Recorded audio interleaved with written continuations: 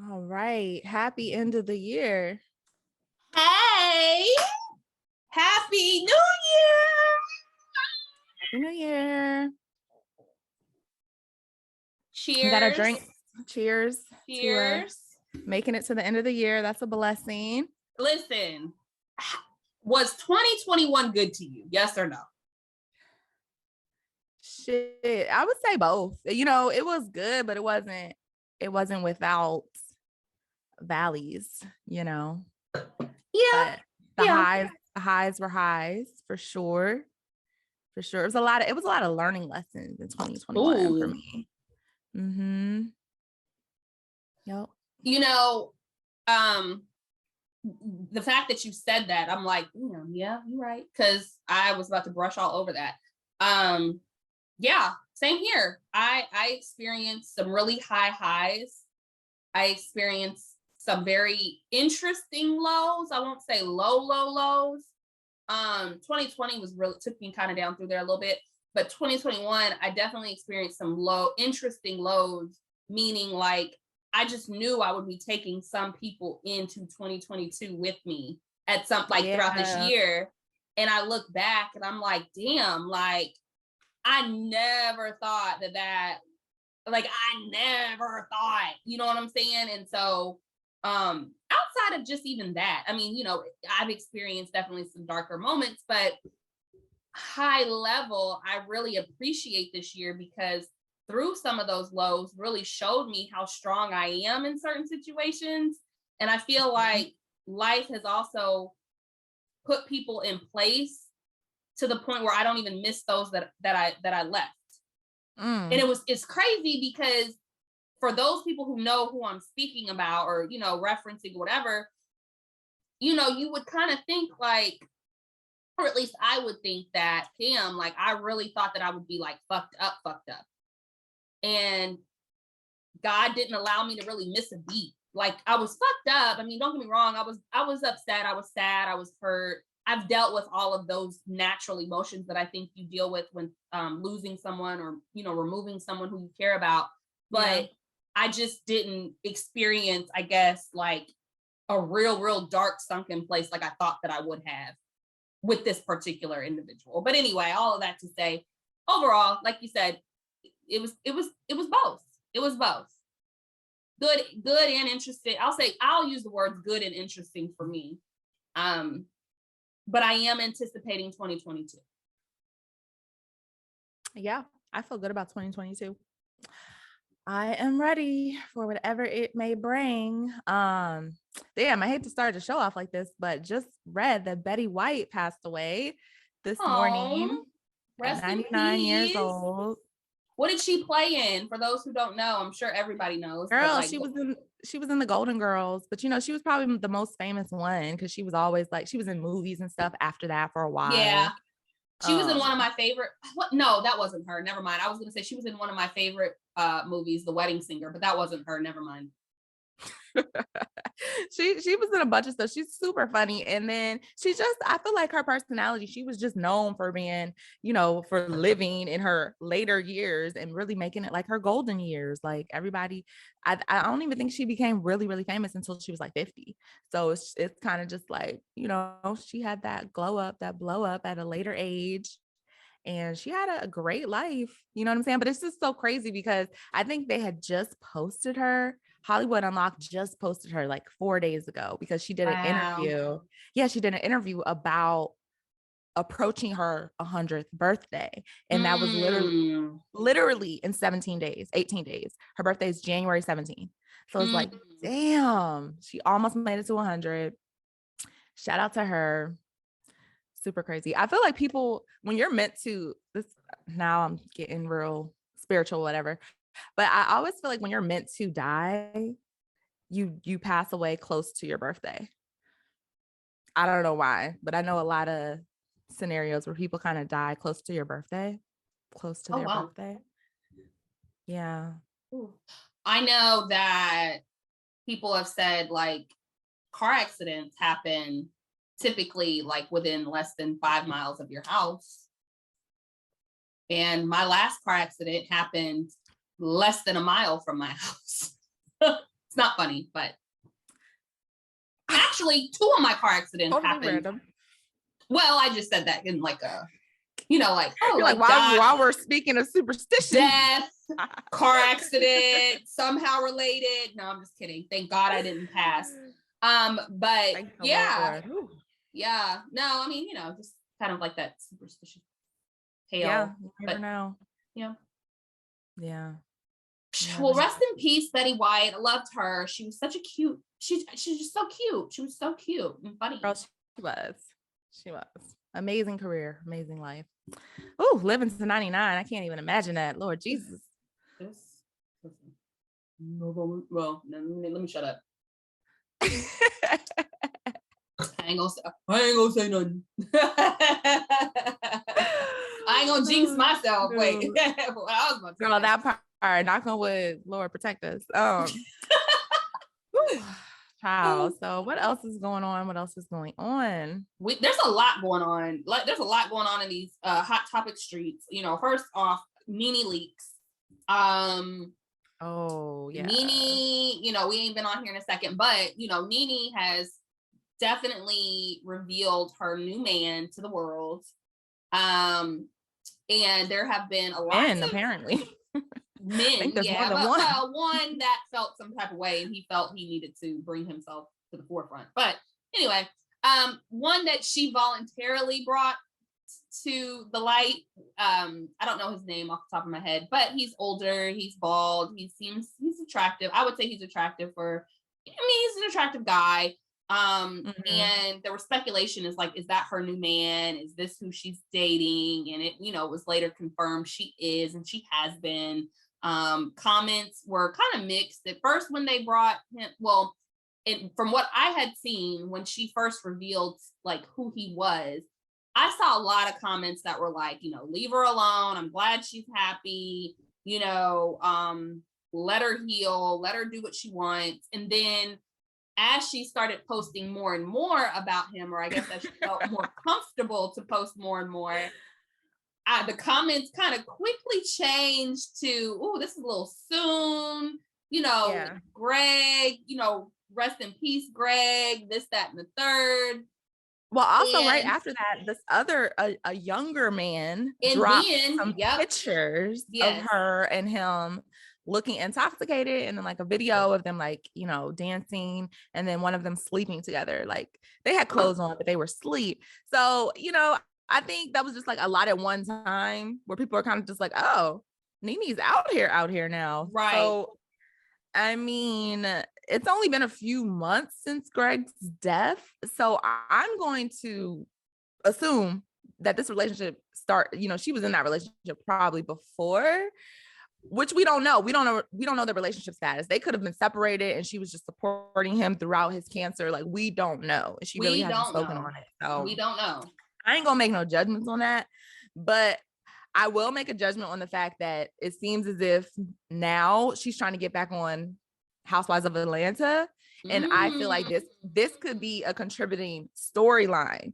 This is something also, I'm not gonna say it is or isn't, but it could be to kind of persuade Andy and Bravo to kind of let her back on the show, because apparently I saw her little interview and she said she would be willing to come back to the show. She has some unfinished business. Yeah. And then shortly after that interview, Andy posted and was basically we're good with the people that we have casted on this season. And that's who they're rocking with.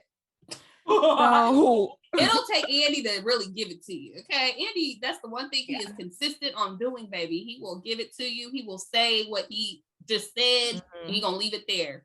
So yeah. And they had major beef. So yeah, when Nene was pissed, she was calling Andy everything under the sun. I think she said he was racist and all types of shit. So it's hard to double back on that. It is. Good luck to her. Good luck to her, because I do love Nene. I love me some Nene leaks. I love me some Lanithia. She's funny. Lanithia leaks. We cannot deny that she will not keep some shit going. Hell, I always say between her and Kenya, they have some just really good shade, honey. They got some good comebacks and some good tea. I know. But yeah. And I think that's part of the reason why nobody's anticipating Atlanta Housewives. Like I haven't heard nobody be like, "Oh, I can't wait for Atlanta Housewives to come back on." Like I haven't heard that in years. If I'm quiet as it's kept, I have not heard that in years. If anything, more people have been like, "Ooh." Like the fact that I'm able to catch full episodes on YouTube, like right away, I'm not having to find, a full episode. It's not a bootleg episode. It's like a clear episode on YouTube, like meaning like they're also trying to draw in money. This was like a while back, but I'm saying like they're also trying to now that everything is like streaming and people are streaming and they're just trying to capture that too. Whereas years ago, they were like number one. People were tuning in. They were they were anticipating. I know I used to at some point be like, oh, when is November? Because they always used to come out around like the beginning of November. And I'd be like, oh, I can't wait to see, and now it's more so like their real life is playing out on social media. So by the time it hits, to me, reality TV, it's like, we've been knowing this. This is not news. This is not new news. Still. It's old. And everybody really was just wanting to see the Portia drama. She got her own Portia show. drama. She beat us to it with her own show. I have not been watching the episode, so I'm a little behind since we recorded the last time, but apparently there's been some drama around some of these episodes, and I don't really know what about, but girl, this show is pretty damn good. Really? The show is messy. It's still good. Girl, it's messy. It's ghetto fabulous, this show, and I'm here for it. Shit. It's funny to me. It's funny. And to me, the show is really clearly showing me why I'm understanding more why she got into a relationship with Simon. And it seems like to me, it's blatantly obvious she's still, or at the time of filming, she still had a lot of feelings for Dennis. And she was hurt by how Dennis did her. And it honestly seems like a little, make him jealous type of move. Like she's just going to marry this dude and, Dennis can't act right. And she wants to flaunt this relationship in Dennis's face as much as possible. Meanwhile, being very, very overprotective, in my opinion, of seeing any sort of relationship play out for Dennis. She don't want to hear nothing about Dennis being with somebody else. And I don't know. I just feel like if you're truly over somebody and you want to co-parent adequately, you're not going to be pressed over who your baby daddy is with. That's my personal opinion. You know what I'm saying? But if I still have lingering feelings and you know what I'm saying, I'm salty about the way how things played out, then yes, I'm going to have issues with seeing him with anyone else ever, even if I'm married. So I don't know. The whole thing is very telling. It's very funny. It's so funny. I have interesting viewpoints on co-parenting in baby mom, baby daddy situations because it's just so funny. It's so funny. It's so funny. They're hilarious. Really funny. It's very funny. And the thing about it is that the memes that we see out here, which is like, I don't know, I'll give an example. If she has a baby daddy, it's a red flag. If they're co-parenting, it's a red flag. Like it's funny. It's funny because it's like ha ha ha. But there's also a lot of truth in the jokes. You know what I mean? If he hates his baby mama, red flag. Like it's just some truth behind all the jokes. And it goes both ways. It does go both ways. It's not always about the baby daddy on the baby mama or the baby mama on the baby daddy. It could be both ways. And we know that when people just aren't done in general, they're not done. They're not done. Whether they have a kid or not. You're gonna bicker over a house coat that your ex left at your house. Like you're going to bickering over a robe. Listen, Portia said Dennis ain't getting the robe back. Like, girl, why do you want to hold on to this man's robe and wear it around the house? Like, girl, I'm confused. Girl, I used to joke and say, like, me and my baby daddy, we used to argue about, our child needed diapers and our child was 11 years old. Like, you be like, what? Like, it's just like, you just literally, it's interesting. So what I will say is that I do feel like Portia definitely has still obviously feelings for Dennis. And I also think a lot of that too has to do with, you know, how the notion is, the saying is like, you know, I wasn't even really into you like that, and then you curved me, you know, and now you done got me caught up. Because you got to think about it. Portia, I think she genuinely liked Dennis at one point, but I also think that he probably was into her a little bit more at one point, and then she just fell for him really quickly, and then it became what it was, and then he cheated on her when she was pregnant, and then it was one of those things where she just never got over that. Like she never got over that, and it just, I don't think so. Her. It has messed her up. Like honestly, the realest that I've seen Portia, to be honest with you, was when she was super, super hurt about that situation. Like I felt for her, because I was like, this girl is broken. Like Dennis, you know, but again, your heart can't help who it loves, and whatever the case may be. So I just think, you know, I think at some point she really did fall hard for him. He hurt her. And you know, now it's just that, you know, I haven't gotten over it.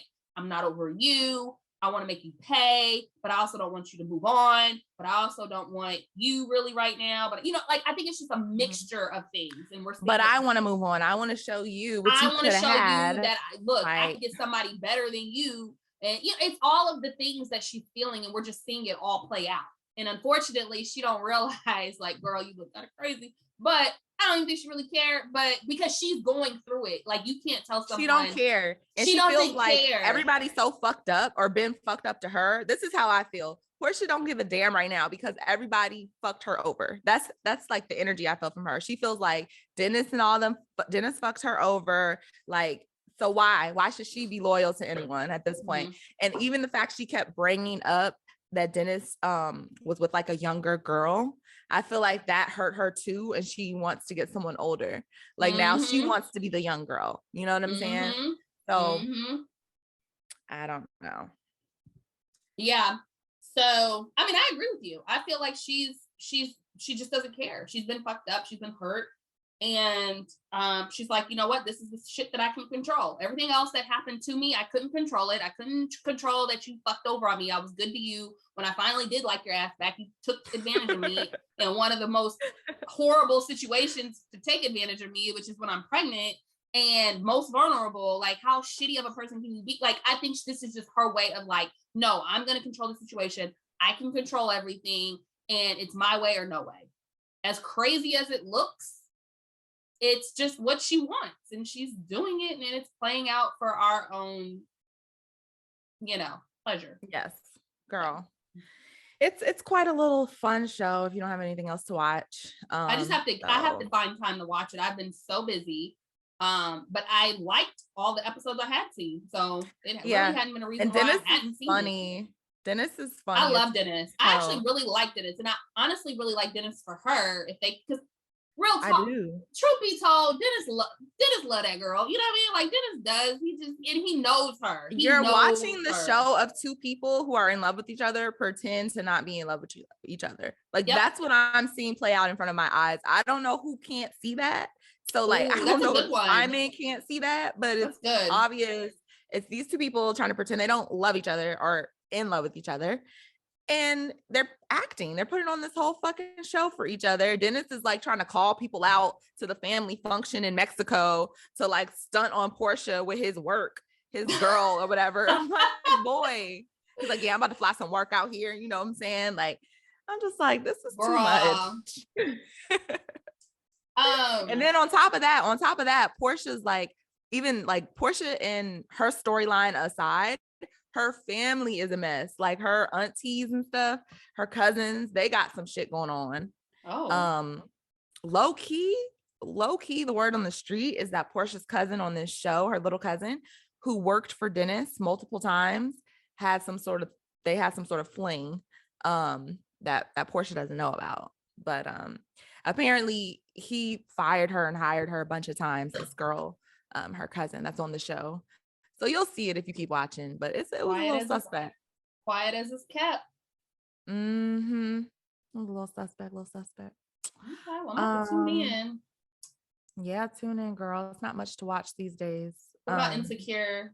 finale. I was just getting to that because I'm like, I know you didn't watch it because you haven't been watching the season. I watched the finale. I didn't watch the rest of the season. So you know what's so funny? You know what is so funny about that? You didn't have to watch the rest of the season to watch that finale. That finale has nothing to do with the whole fucking season we just watched. Like, I kind of can gather that. I could gather that. So the fact that you said that is like, I see that. I'm going to start by saying that I love and respect Issa Rae so much. I adore her. She is one of my, inspirations, role models. I fuck with what she's done for like Black people, Black film. You watched her for television when she was on what was it, Awkward Girl, or before she? Yes.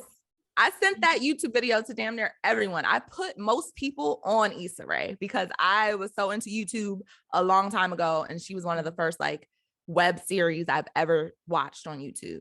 And I knew she would be huge or whatever. So I put her up there with like the greats. Like, I feel like what she did is similar to like what Drake did, just like how they came up so like big and longevity wise. She's been lasting quite a while now. And Insecure is one of my favorite shows for sure. But I am so hurt how they destroyed this show with this trash ass season. It was terrible. It was terrible. So I didn't miss anything. Girl, you missed a bunch of stuff that made no sense. I watched the first 4 episodes and the 10th episode. So there was about 4 episodes I did not see. Girl, it was a mess to me. And it sucks because I was really, excited about this season. And I feel like maybe too much time had kind of went by too, where it's kind of just like, I don't know. What really blew me about this whole 5th season is that like throughout the whole season, they had us speed up like 6 years, basically 6 years in one damn season is what we saw. And the last episode sped up like 5 years. And we're like, oh, okay. We see Molly have one semi good date. And now she's fucking just married to this guy she had one date with. Kelly has some fucking baby daddy we never seen before in our lives. And Issa goes through all this back and forth bullshit to end up with Lawrence being a stepmom, where they don't even show like how they worked that shit out or that she accepted the fact that he has kids or anything. Like, they just like, oh, they ended up happily ever after. I'm just like, how did y'all skip over all this shit, but yet y'all want to spend 2-3 episodes on boring shit that nothing happened? You were looking for Molly's dog the whole episode and like dumb stuff. And then in the finale, you speed it up 6 years and now everyone's just happily ever after. And we don't know how they even got there. Right. Girl, such a mess. Yeah. I could kind of just the first couple of episodes I did see, I was not buying it. Like, just the acting, the chemistry was off. The chemistry was really off. Something was off. And part of it for me was Insecure being extremely relatable, extremely like, you felt it, like you felt the genuine, like, oh, like I can identify, like, or even if you couldn't relate, you knew somebody in that show, like you knew somebody, you're like, oh, that's so and so. Yeah. And it was like they weren't acting, you know what I'm saying? They were so good that they were not acting. This season, and this season, it was almost uncomfortable for me to watch. Like, when there's bad acting in any show or movie, I get uncomfortable because I'm like, oh, this is cringy. Like, this is so cringy. Yeah. And like, it was giving Tyler Perry. Some scenes were giving Tyler Perry. And it's like, I love Tyler Perry because Tyler has good storylines, but not good acting. Good acting. Yeah. And so, and before y'all come for us, for Tyler Perry, there was that movie. What was the last one? It was like Grace. Something about Grace. A Fall from Grace. Fall from Grace. When they were in that diner. And this is a way, again, feedback on how people can do better. If there is a dining situation, I should not look at your extras and they're eating air. They are eating air. There is nothing on the plate. And they're sitting here dicing up air with a Tyler, you have a ton of money. Okay? You can put some peas. You could put some peppers, like something on there. It was air. Girl, we shouldn't see the microphone sticking from the wig like this. We should not see. Here's the microphone. Stop. I'm recording. Oh God. No, I'm recording. I'm literally recording, and I'm gonna have to spend time to edit this. What is it? I'm not editing this out. It won't be me. Auntie Whitney. Ooh, kids. Wait. Carter. Anyway, back to what I was saying. So yeah, it just was cringeworthy. I felt uncomfortable watching a lot of the scenes, specifically with Molly and Issa.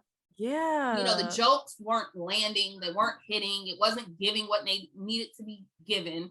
But in all fairness, just because of the show and my loyalty to the show, I was like, I've got to watch the finale. I had seen mixed reviews about it. And more importantly, I saw like the behind the scenes of her like giving like thanks to her her crew, the actors, and all the other kind of stuff. So I really was like, I was emotional just by watching certain clips about that.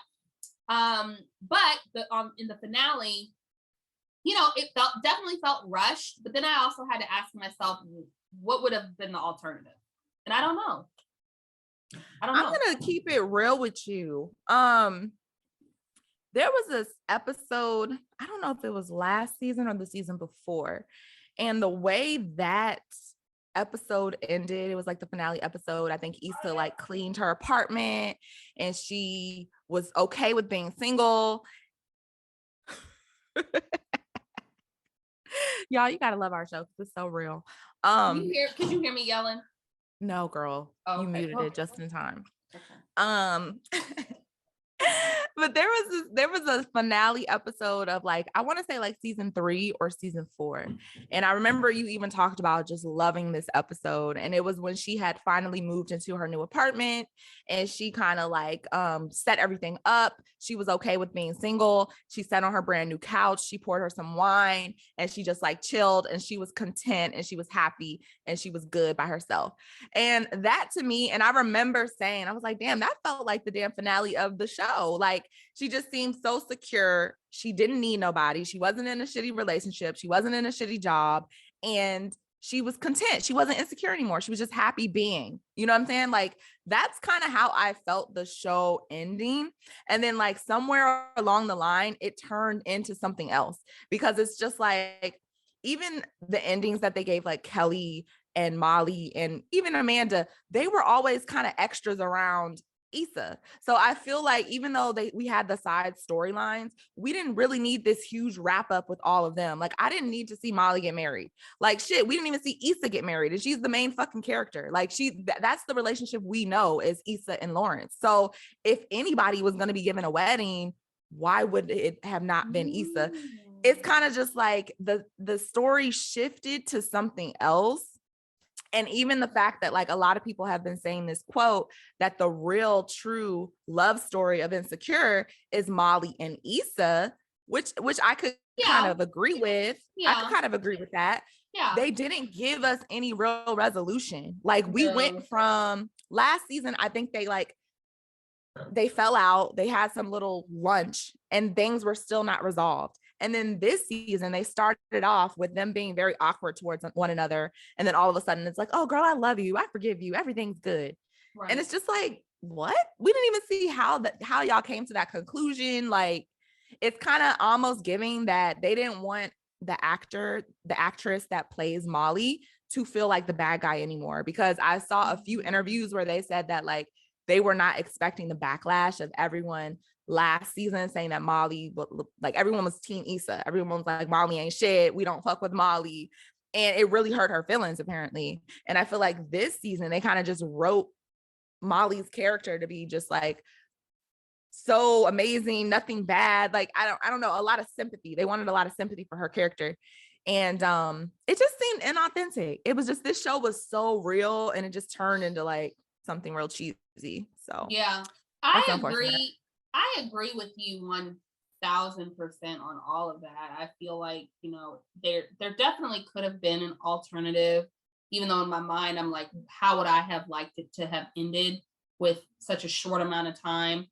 And the one thing that I can say is that even though I don't really know what that would have looked like for me, I know Girlfriends, you know, the show Girlfriends is one of my absolute favorite shows on the planet, like ever. And it really, even now, it still just it really saddens me, the relationship that the breakdown of Tony and Joan. And I hate how that we never got resolved from that. Like, Never. but you know, and then also I think about things on the other side of it, and I'm like, well, that's reality too. That's real life. Yeah, that's real life, right? So it's not everything doesn't always tie up to this like it storybook doesn't always. You don't always get the relationship. You don't always get the guy. You don't always, or that guy. You don't always get the, you know, your best friend back the way you had the connection before. Like, that doesn't happen like that. And if anything, it's more there's a lot more realness in the breakdown of really close relationships that never really quite make it back to how they once were. Even though there are a lot that you can have beefs and you can have, you know, tons of like whatever, and you guys can somehow, you know, get back to it. But there are a lot more relationships amongst French girls, particularly, where it just never gets back. It never gets back to how it usually is. So for me as a fan, it's like the way they blew up, it just doesn't make sense. Like, you guys were about to physically fight. She called you a bitch at your first big function and got in your face to the point where everything stopped. Like, that's huge. And then to just brush over it like that, I don't know. Yeah.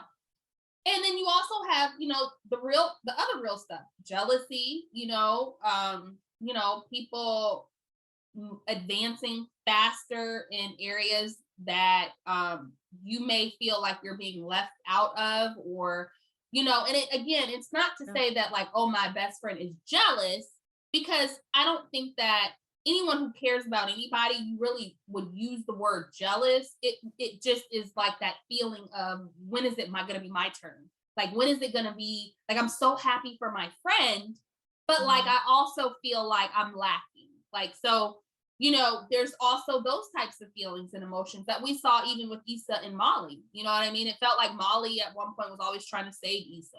And Issa took it as like, I don't need saving, Molly. Like, I'm telling you my plan. Let me do my plan. And if I follow my face, I follow my face. You don't always need to save me. Yeah. You know, until it was time to save her. Until she really needed Molly to save her. Correct. When she really, really needed. Correct. My whole show is falling apart. Can you please ask your boyfriend to see if dude can do the show? Correct. No, I don't want to mix. It's just like, girl, that's what I'm saying. The way Molly's character just flipped a full 180, and we just have no reason. We don't know why. Like, I think we all just need to talk to the writer and see what was going on that night when he wrote this shit, or she wrote the shit, because, you know, they have a writer's table. They have a writer's table with like a bunch of writers. Well, we need to sit down with all the fucking writers and be like, what was going through y'all's mind? Like, what was the process in doing all it is? Like, who, you know, because at some point you had us viewers kind of fucked up, you know, at this point. So, yeah. I'm going to say though, like, the actress to me who really held that show together season by season, like they always played the hell out of their part, was Kelly. Like, Kelly was always, she hits. Yeah. Like, she's all, like, I feel like that's her in real life. Like, she never. I do too. Like, I really feel like that's her. You know, I know it's not her. You know what I'm saying? She's that good of an actress, I feel. Right. Everyone else was kind of just like, who is this right now? Is this the character? Is this you in real life? Because you look tired, like you're ready to go home and you don't want to, you've been on set all day. Like, that's what it was giving. It was giving that y'all are tired of shooting this damn show. Y'all gonna wrap this shit up. Don't ask for nothing else. You know what I'm saying? Oh my it's God. Over. Yeah. And it's kind of like, I think she may have also wrapped it up because she doesn't want to do a reboot. Because you know how they're always like, let's do a reboot in 10 years or 5 years. Yeah, I think she don't want to. She knew she didn't want to do a reboot. She's been saying that this is going to be 5 years, it's going to be 5 seasons. I don't want it to be drawn out. I don't want it to be, you know, you know, and I respect her for that. But I also feel like if they were going to do it that way, since she has known that, I also feel like they could have done a better job writing that last season. You should have been prepared. But really, you know what? When you really think about some of your favorite shows, did they really end in the best way that you felt like they could have? I know for me, 3 of my shows did not. Insecure, Game of Thrones, and Girlfriends. That's what they just said. They said just Insecure off the gave top, y'all. I can think of that. They said Insecure gave y'all a Game of Thrones finale. That's what they said, girl. Well, you know, I can see that. I can see that though. Like I can absolutely see why they would say that. It's not coming out of their ass. Yeah. But Issa says she never wants to do this again. I listened to a bunch of her interviews. She never wants to do what again? She never wants to be a part of a show where she writes, produces, and stars in. She doesn't want to do it. She said it's just too much time. And actually, if you watch the little documentary, they put like a end of Insecure documentary on HBO. And it shows that like she was going to bed at like 4 a.m. and then she had to wake up to be on set at 8 a.m. Like she was getting like 3 hours of sleep. And then it takes like 8 months to film the show. And then you do all this for 30 minutes of a show for people to just complain is not enough. So it's just like, she says she don't want to ever be a part of a show where she's fully responsible for like writing, producing, and starring as an actress. That makes sense. So yeah, I know. Grace. We can give her some grace.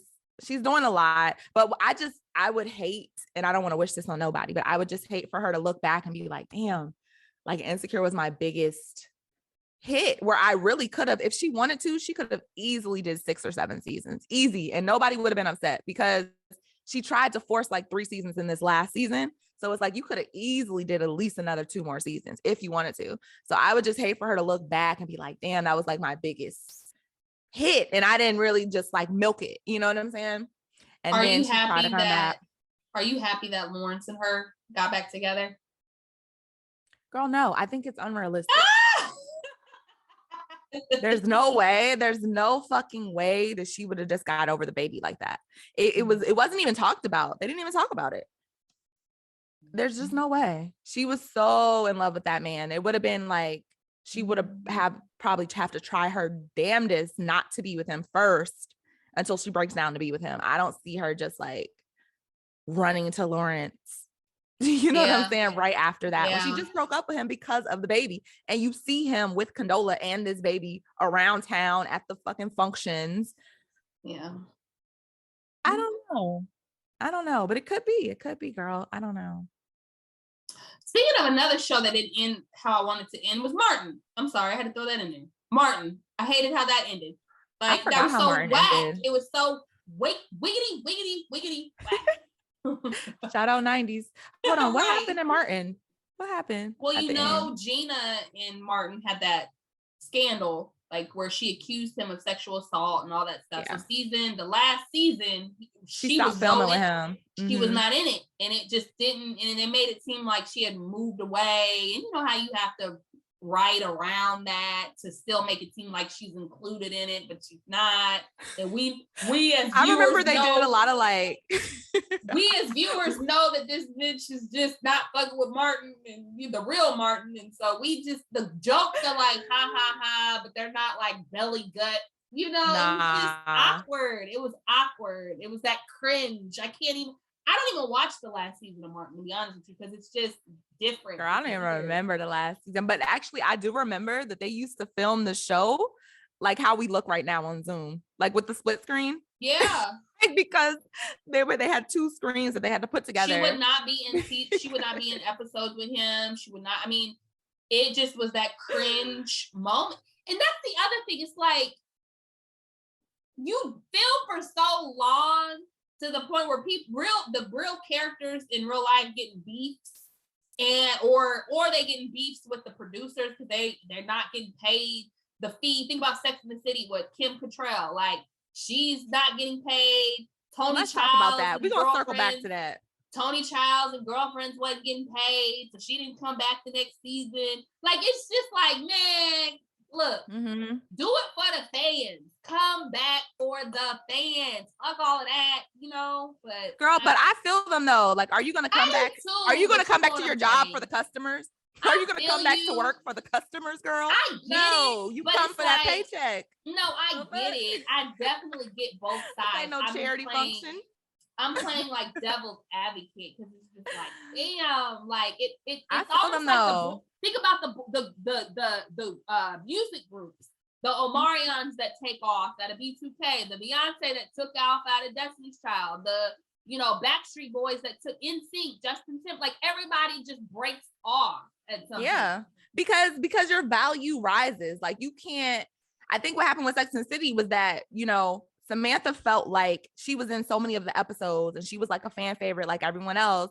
Honestly, a lot of people like Samantha more than they liked Carrie. So she felt like I should be getting paid just as much or at least on the same level as Carrie. Mm-hmm. And that didn't happen. You know what I'm saying? And apparently that had a lot to do with why she wasn't going to come back and everything. But can I just say that reboot is god awful? I saw the first episode and I ain't gotten past it. First of all, they ruined social media, fucking ruined the first episode of Sex and the City reboot. Sent it to me. I'm like, I didn't even see it yet. Girl, I'm sorry. I thought you had no intention of watching Wendy, it. I was like, like, oh my God, why would they do this? Bitch, I ain't even seen it. Girl, why would they? I'm like, so he's dead. You would have seen it. It was all over Shade Room and fucking everything else. I would have seen it. I promise. But damn. Girl, they ruined it for all of us. I was like, and then here's my ass go. I'm like, oh my God, he died in real life. Like, oh my God, no. No, but here comes the word 2 weeks later. Oh, this fool got hella sexual assault allegations.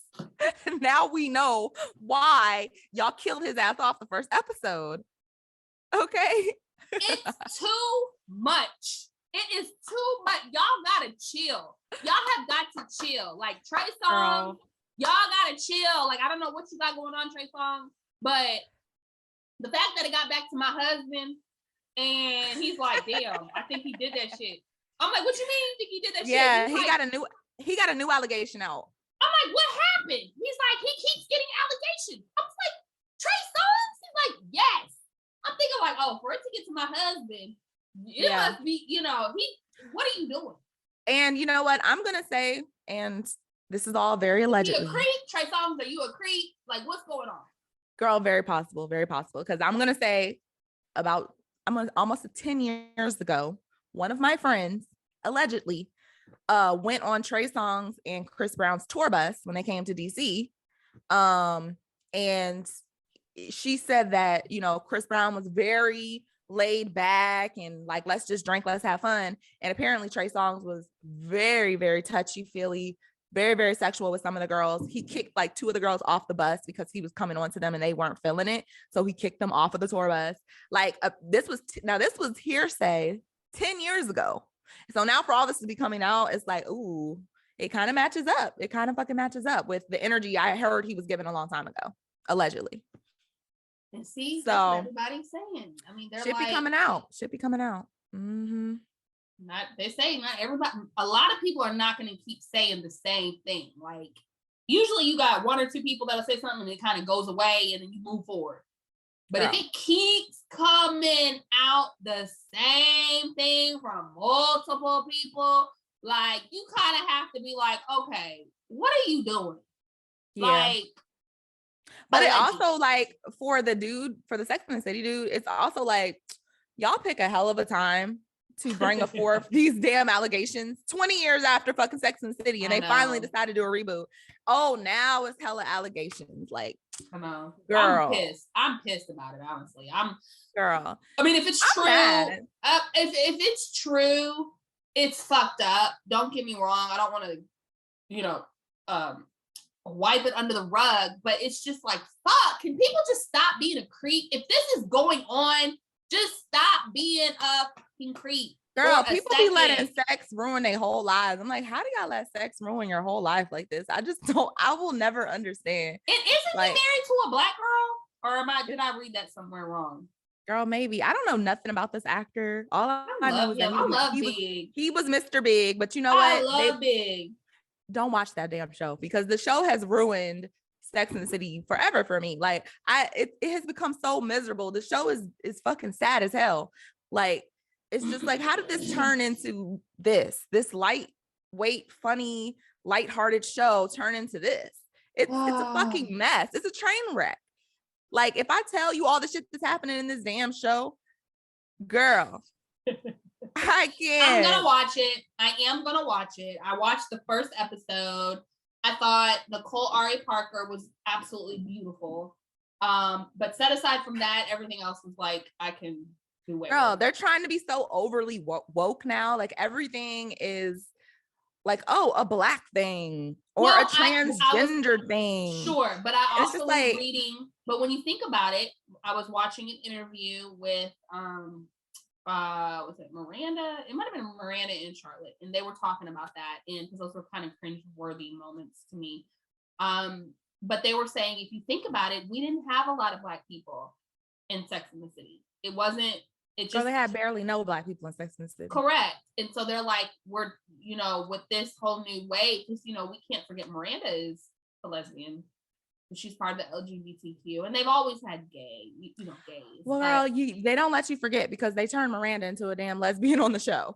So there's no. That's why I'm like, what? Where is the show? Because y'all had a whole episode about Miranda being accused of being a lesbian, where she was so offended and was like, she even tried to be with a girl, and she was like, "Yeah, I feel nothing." So it's just like, where did we turn this into? Now she is gay.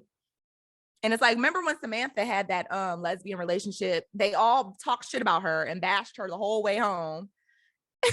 And now Miranda's just gay now because she's gay in real life. It's just giving, I want to be woke. And Charlotte's daughter is transgendered, apparently. And every fucking episode they talk about how old they are. And I'm like, y'all are 50, not fucking 85. Like y'all are talking like you're dead in the ground. Like, it's why even do a show if it's going to be this fucking miserable? Like the last episode, Carrie broke her fucking hip or something. I'm just like, this is ridiculous. Y'all acting like she's 75 years old. And she was like, oh, I have old lady back. I have old lady this. I'm old. Like, bitch, we don't want to hear about how old you are. We can see how old y'all are. Like, and then don't even get me started on Samantha. They did her so fucking dirty. They just like wrote this fake storyline about her that makes no sense. I'm just like, this was clearly a money grab, and it's really fucked up that y'all would put money over the memory of a really good show like this. So I'm disgusted by the show. Not that look. That look was like, girl, I'm just like, how like every episode is more and more painful. Like the last girl, never see you make that face. Like you was like, oh, like you were just disgusted. Like, oh, I'm a person who I watch Sex and the City loyal. On reruns. You're very loyal. You've seen me watch Sex and the City reruns. I put that on when I just don't have shit to do. I'm like, I want to watch some old Sex and the City. That's how much I like that show. So for y'all to bring this show back and flip everyone's character and kill off Mr. Big, when we saw Carrie struggle for 10 years trying to get a man, and now she get a man, and now y'all kill him off. Like, what? What was the point of that? So now she gotta be sexy and single again in her 50s, her late 50s. I know. Like that's fucking tragic. It's fucking tragic. And then y'all bring all these fake woke. Girl, they spent a whole episode. I hate to go on a tangent, but they spent a whole fucking 35 fucking minutes on Charlotte trying to find black people to invite to her dinner party. Because Nicole Ari Parker was coming to the dinner. She didn't want her to be the only black person. So she's lingering around trying to find people that she knows that's black. Like, oh, remember your ex-boyfriend who's black? Can he come to the dinner party? Like, girl, when I tell you this shit is damn near disrespectful, I'm just like, I can't. Like, y'all are making it worse, trying to be inclusive. It's making it worse. Again, I think the title of this episode for us, this show, should be "It's Not Giving What It Needed to Give." It's not. That goes for all of the shows we have been referencing, it did not give what it was supposed to give. Yeah, like if y'all don't want to do y'all job anymore, just say that. If y'all want to stay home and work from home, just say that. Just say that. Like, and please, and I know you and I have talked about this in previous episodes, or shows, whatever we want to call what we do. But we have talked about stop remaking history. Just stop it. Just write new shit. Stop the Coming to America. Stop the Love Jones. Stop the Boomerang. Stop the Sex and the City. Y'all have no reason to fuck the with game. You know, the game has they have a game reboot. Stop the game reboot. I don't like. What I'm gonna tell you about this is the game reboot is a completely different show. It is. Well, from what I watched, I watched it.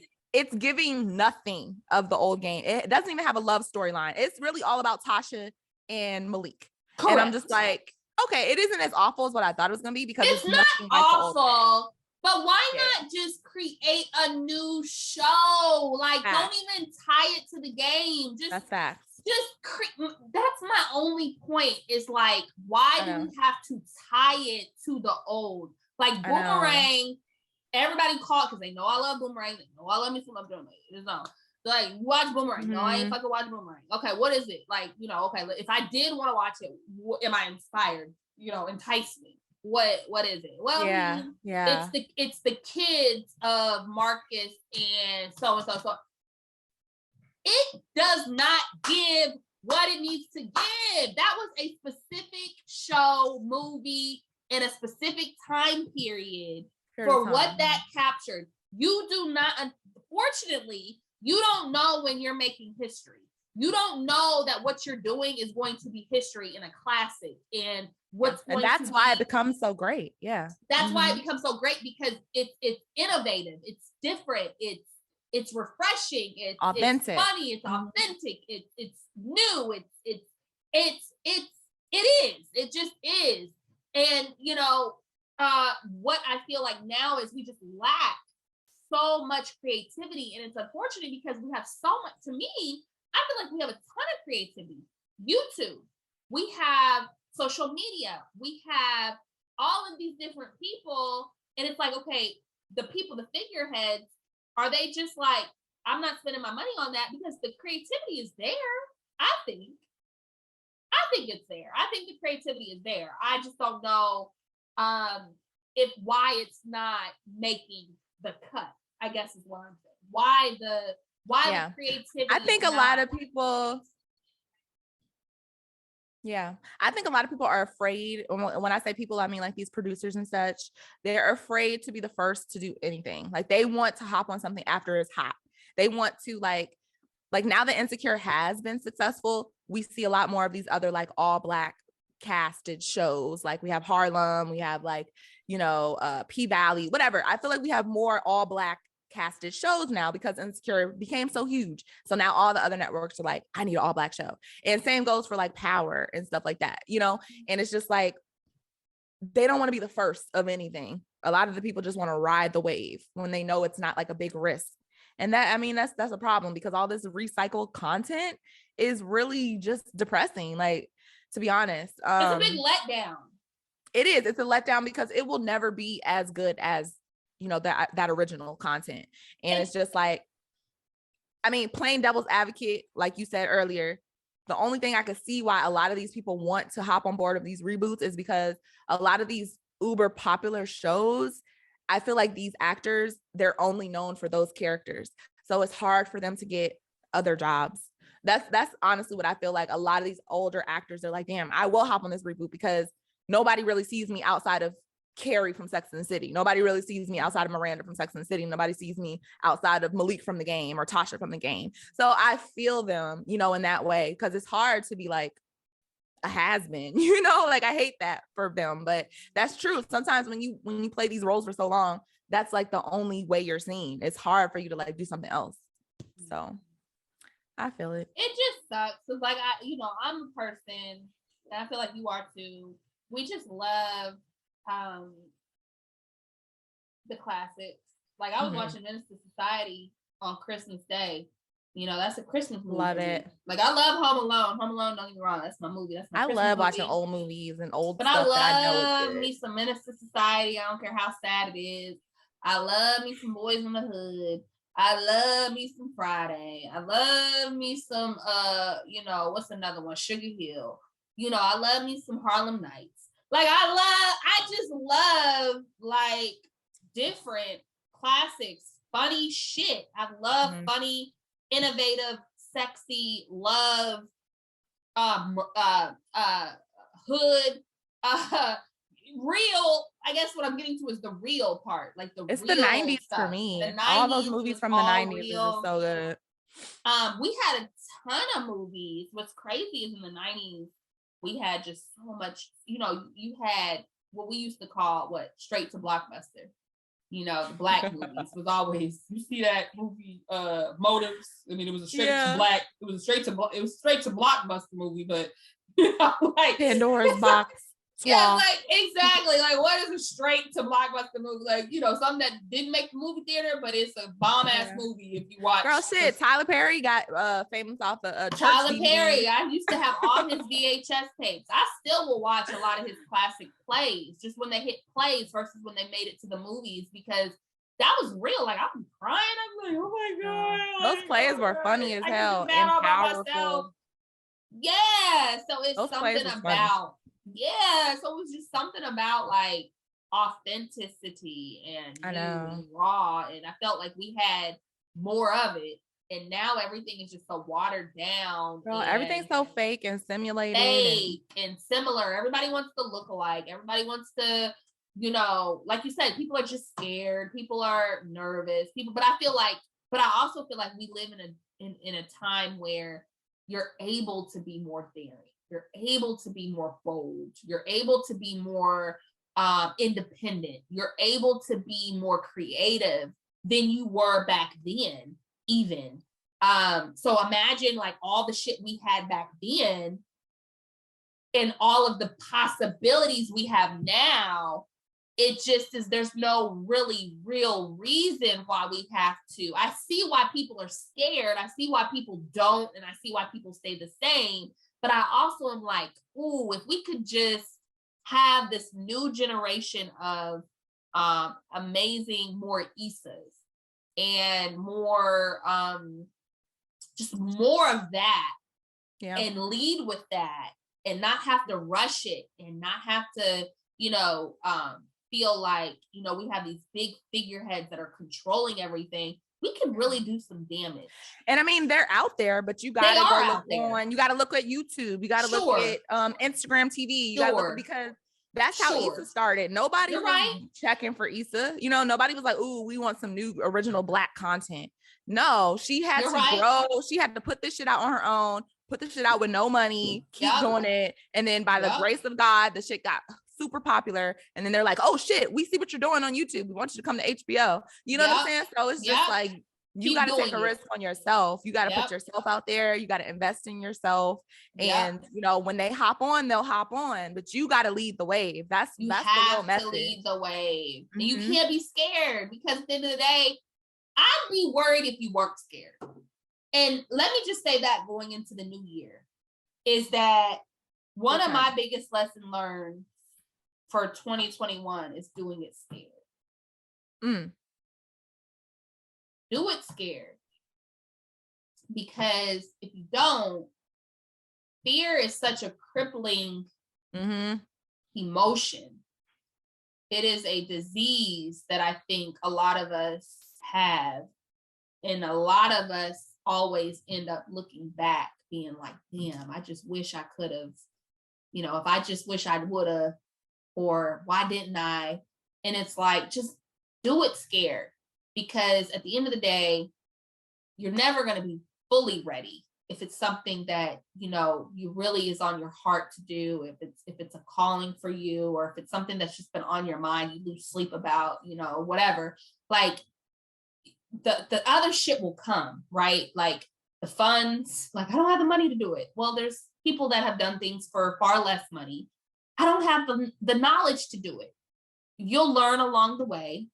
I don't know the people that'll help me, da da da. Well, start with what you got, but just do it. Because what I'm learning is that there are so many people that do it and fall on their face. And there's so many other people that do it and they succeed. And then there's that middle generation, or that middle part of the population that do it and they're looking for the answers still. So it's kind of like I can learn from the people who did it and they did it well, but I also can learn from the people who did it and they did it not the right way.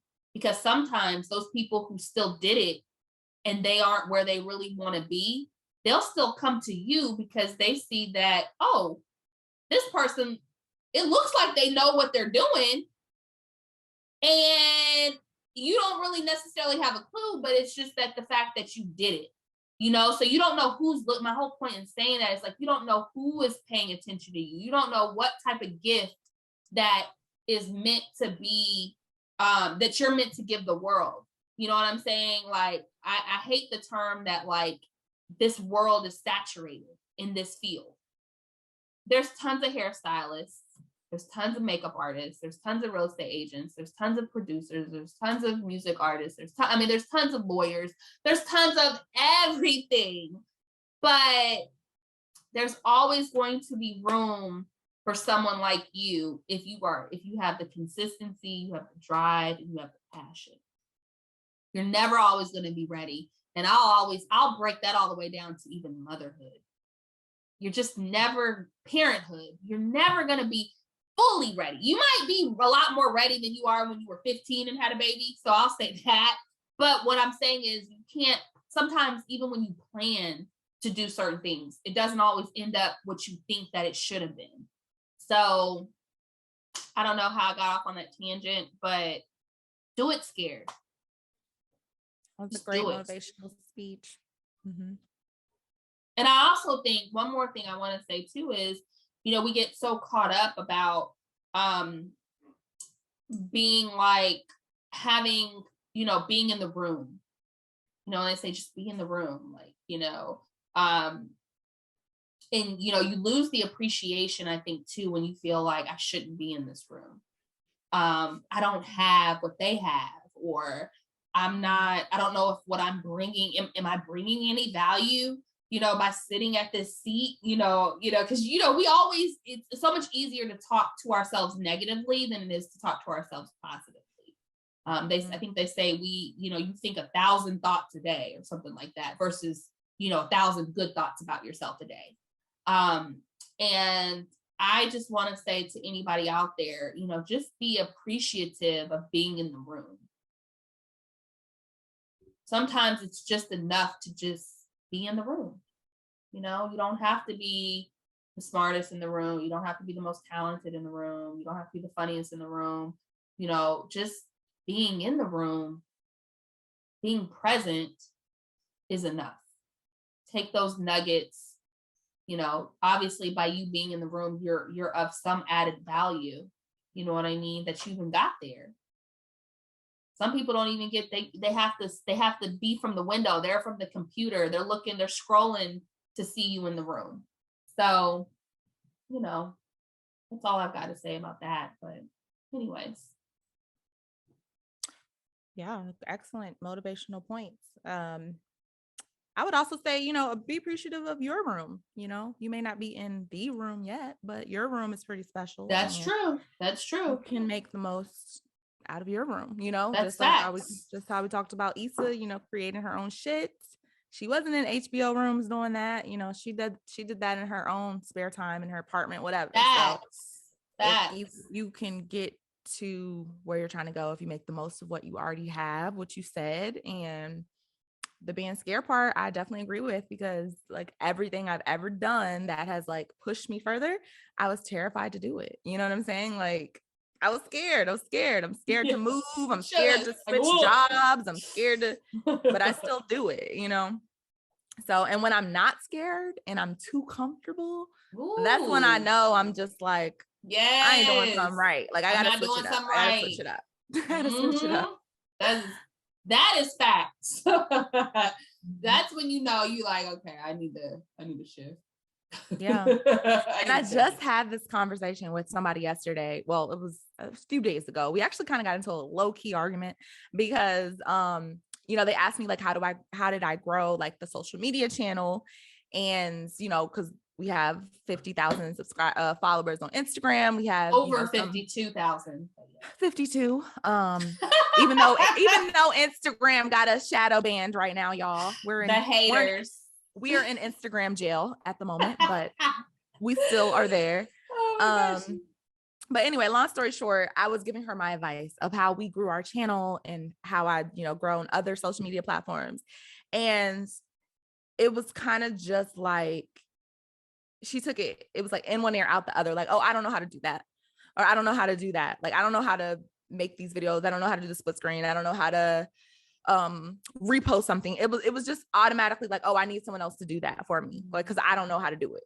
And I'm just like, if that's your mentality, you'll never really grow anything on social media or anything like that. You won't grow any sort of platform because you got to be willing to just do it yourself or to figure out how to do it, because everyone's not going to be available to do other things for you, especially when you're putting in money for something that's not going to make you money off the bat. You know what I'm saying? So you might as well learn how to do it. And then once you get the hang of it, and then once you can afford to spend some money on it, pay for somebody else to do it. But to automatically just say, oh, I don't know how to do that. That's not my lane. That's nothing I could do. That's stuff you do. I think she called me. She's like, you're a DIY type of person. And I'm like, I mean, I guess, because I'm going to figure out how to do it. If I can't pay somebody to do it, I'm going to figure out how to do it. Like I don't put myself in a box where with damn near anything, there's literally nothing I can think of right now where I can just be like, oh, I can never do that. I can never do, like, I would never even speak like that. So it's just like, it's so funny. It's so funny, just the limitations people put on themselves. They don't even realize they're doing it. Like, it wasn't even a second thought. She's like, oh, I don't know how to do that. I can't do that. I'm just like, that is crazy to me that you just rule yourself out of something. Like, oh, I just can't do it. That's just insane. But yeah, good points. And I also think too, what you're talented at and what you're passionate about are two totally different things.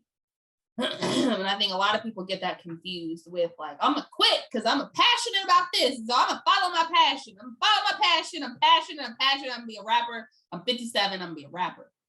And it's like, yo, what's your talent? You may be a good IT guy. You know what I mean? That can make 250,000 with all this metaverse shit, with all this damn IT, all this damn shit. Let your talent funnel your passion. And sometimes, like, seriously, like, because a lot of people will quit their bread and butter to follow what they're passionate about. And until your passion starts to pay for your whatever, let your talent be the part that pays for the passionate part. Like, maybe that talent, which you're really, really good at, is going to pay for more studio time. Maybe that talent is going to pay for, that equipment that you need for whatever it is. But don't necessarily just jump and be like, I'm passionate. It's like, oh, I got all this passion. And it's like, yo, bruh, slow your roll. Sometimes, wait a minute now. Let's focus in on what we need, what you're good at. What are your strengths? Because, Whitney, what you're really good at and what I'm good at could vary, but what you're good at may be my passion. So now I quit to follow what you do because you're talented at it. That's just what comes natural to you. But, there's steps to it, right? So I didn't quit my talent trying to chase what I'm passionate about because I see how easy you do it and how easy it comes for you. And now I'm like, damn, Whitney gave me the whole recipe book. She done told me step by step what to do, and it ain't hit for me. Like, this bitch must be holding some secrets because I followed steps 1 through 12 and it didn't hit the way that she's got it popping. So I just think that, you have to really take a step back. On the same token with that. Well, I'm just saying, I think you should. On the same token, though, you can be hella talented at something, but that doesn't mean you're going to be successful in it. Like you can be very talented and do something with your eyes closed, but it's just like that doesn't a successful person make. But you know what I'm saying? Like talent's only one part. But what I'm saying is success is what's the word that I'm trying to say? I've had way too much to drink. Success is basically it varies on the person. So I guess when I say talent, I mean whatever it is that you feel like you make the most money in. Make sure you stay in that until your passion can pay or take over your talent. So for me, but there's a lot of people making money at something that they're not talented in. They're just exactly. So what do you do if you're super passionate about something? What do? You stack, you put away stuff, you save, you plan, because what happens is, I know for me in my field of real estate, I've had a lot of people come to me saying that they quit their job to jump into real estate. And then they're in real estate for 6 months because they're like, oh, well, I haven't sold anything. And they got to go back to their 9 to 5. And it's like, don't do that. Like sometimes, and again, some people have to fall on their face, whatever. But if they're passionate about real estate, that doesn't mean you quit your job the day that you pass your real estate exam. It means that, look, I got a plan. I may need to take a course. I may need to take some training. I may need to study or have a mentor to figure out how the mechanics of all of this. Because one of the things that I do know is that a lot of people come to me saying, yo, you make it look fucking easy. And just because I make it look easy don't mean that it's easy. You know what I'm saying? Like I still work a full-time job. And these are people that have been in the business for 5-6 years, 2 to 3 years. And I'm just like, look. Well, everything looks easy on social media. Everything looks easy. Well, not necessarily. I mean, some people. Damn near. Some people everything still looks perfect and easy and great on social media. But what I'm saying is there are still some people where you stand out more than others. You know what I mean? Mm-hmm. If we're all in a crowd, there's going to be someone that stands out maybe. Or maybe that you gravitate to more than the other people that are in the crowd. So, right. My whole point in this whole conversation with the talent versus the passion is, be a part of both worlds until your passion then becomes your world. Like, don't just, do stuff like, yes, do it scared, but also be smart about it. You know what I mean? Because you don't want to also feel like, okay, I followed my passion. It's okay to fall on your face, but I followed my passion and I didn't necessarily have a plan for it. And just because you have a plan doesn't mean the plan always works out, but it just means like take a step back and really, just make sure you try to set yourself up for success. And I know more people who do that than don't. In my circle, most of my people in my circle, they still work a full-time job when they have all these side hustles. Is that something that they want to do? No, they kind of have to right now. But they have a plan, and their plan is shit. A lot of them, if what I know now hits how I want it to hit by next year or by this amount of date, then yeah, I'm gonna be out this motherfucker. But I can't quit just right now. I'd love to quit, but I can't because, and if I did, I'd have to make some huge sacrifices. But just make a plan. Just make a plan. That's all. That's a good perspective. This is a good perspective. That's all. To each his own. I agree and disagree with a lot of that. Yeah, I feel like everyone's journey is individualized, and there's a lot of people out there who have been very successful with no plan, but there are people who have fallen on their face, with no plan. So it's definitely, I would say, follow your gut, follow your instinct. Yeah, follow common sense. That's all I gotta say. Yeah, I've done some dumb shit, like move with no job, no plan, no nothing. So, and it worked out. So I can't always advocate for like having everything set up perfectly to do something because again, Whitney, what you're missing that I'm saying is that like I have people that I know that are not consistent. They are not hustlers. You are a hustler. You will find a way out of no way. And that's what Even I'm if it saying. doesn't That's say, why even if it doesn't seem there's like always there an is, exception to the rule. That's what I'm saying. Like, yeah. So I'm saying like the everyone, grind and all that stuff still has to be there, but there are people that will just quit whatever it is they're doing, thinking that, you know what, yes, I don't have a plan, but I also, in my mind, I think in my own way. And no, faith without works is dead. You, even if you jump, you still got to be out here grinding and still trying to figure out, unless you're just one of those people that I'm sure all of us know somebody who's like, okay, it's not going to just come to you. Like, you still have to. It's definitely not going to come to you, but just because you don't have a plan doesn't mean that you expect it to just come to you, is what I'm saying. Like, I see both sides of it. And there are some people who like, I'm going to plan for this. I'm going to plan to leave my job. I'm going to do that because it's not smart. It's not wise for me to quit. But then on the contrary, there's other people I feel, and this is very few people, who them quitting their job will put that fucking fire under them where they will perform under pressure extraordinarily well, as better than if they had a backup plan or a safety net. And that's like, only you know if you're ready for that. You know what I'm saying? And there's certain people that have a calling on their life where they know, if I devote 100% of my time into what I want to do, it's going to be 10 times more successful as me lingering on to both. You know what I'm saying? So it just all depends on you. And I mean, I'll never say all, because for everybody's all, there's always an exception to the rule.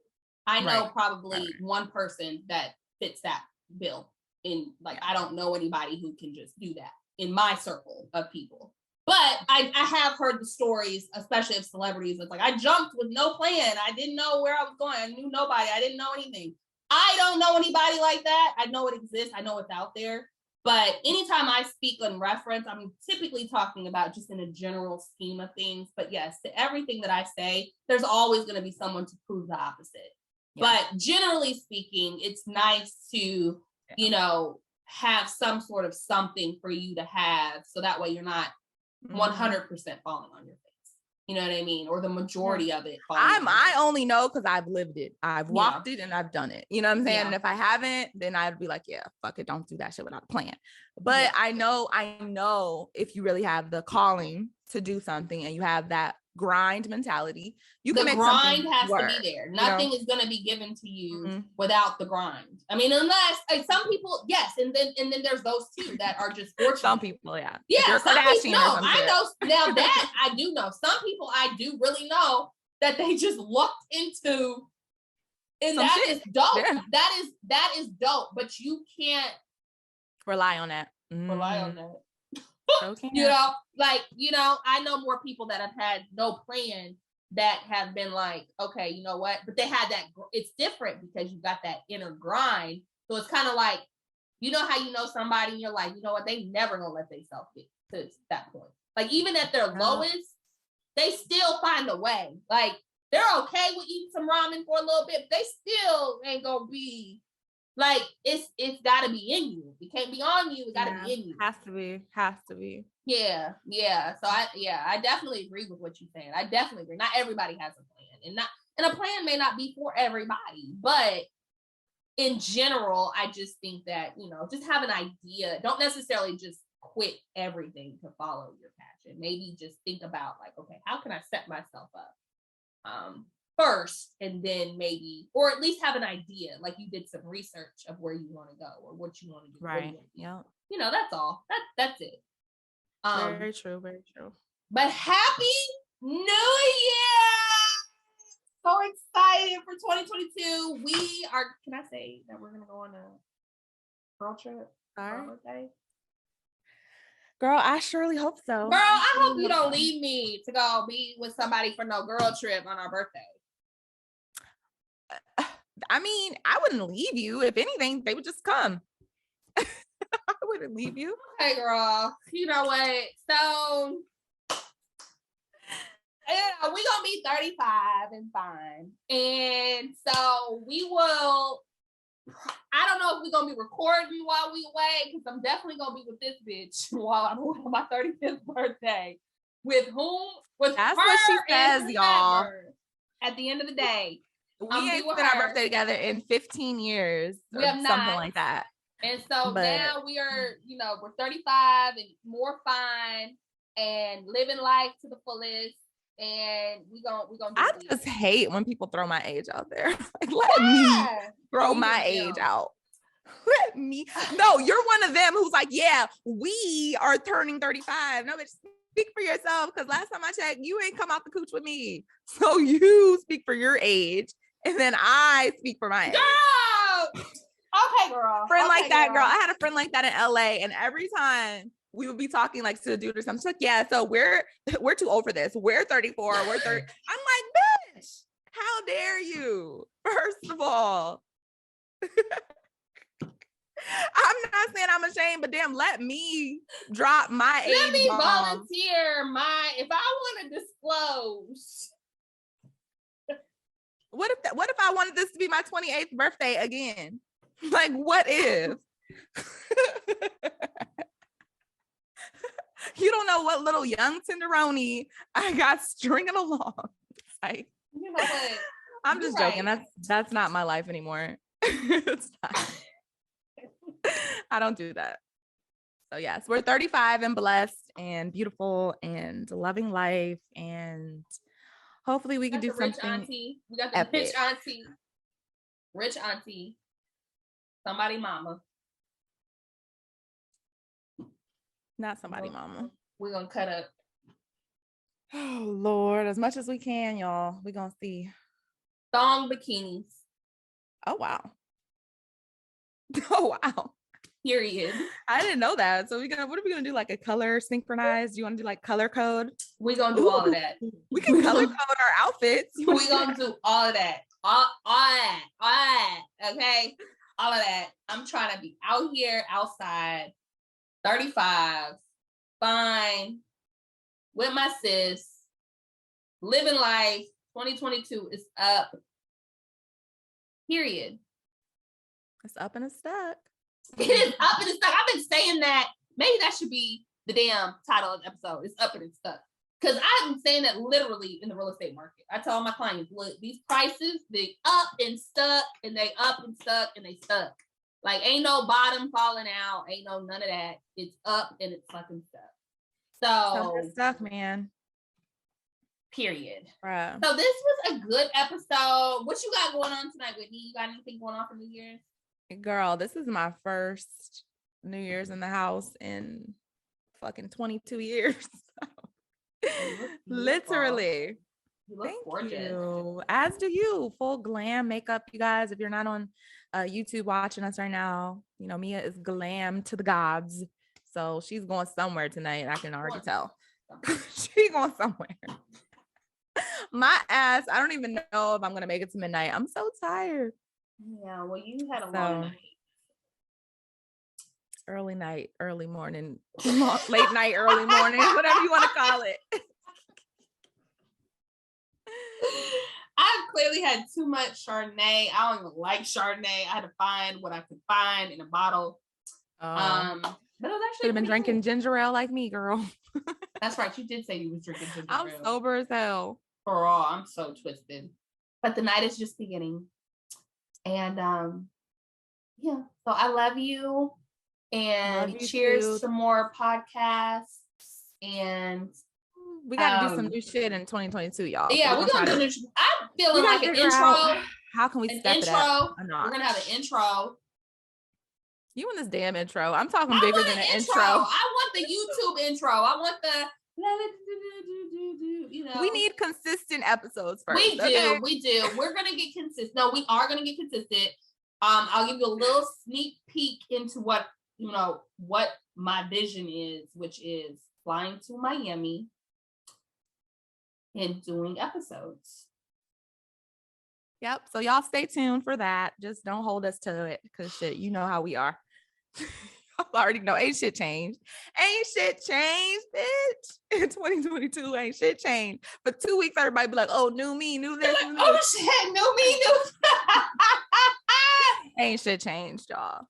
So, but that is my personal goal, is to contribute to the Melanin Me podcast.